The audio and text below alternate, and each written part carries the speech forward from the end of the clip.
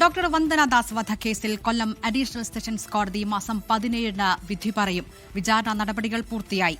2023 May 10-നാണ് കൊട്ടാരക്ക taluk ആശുപത്രിയിൽ പ്രതി സന്ദീപ് മദ്യലഹരിയിൽ വന്ദനാദാസിനെ കുത്തിക്കൊലപ്പെടുത്തിയത്.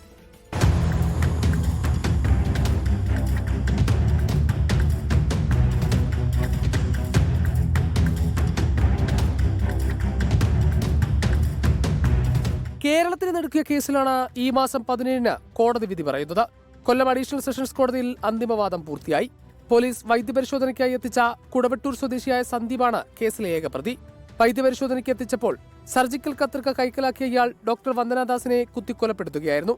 ആശുപത്രിയിലുണ്ടായിരുന്ന പോലീസുകാരെയും ജീവനക്കാരെയും ഇയാൾ ആക്രമിച്ചു.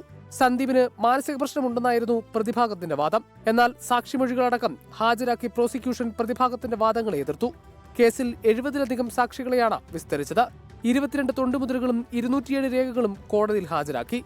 2023 മെയ് 10-നാണ് കൊട്ടാരക്കര താലൂക്ക് ആശുപത്രിയിൽ പ്രതി സന്ദീപ് മദ്യലഹരിയിൽ വന്ദനാദാസിനെ കുത്തിക്കൊലപ്പെടുത്തിയത്. 24 കൊല്ലം.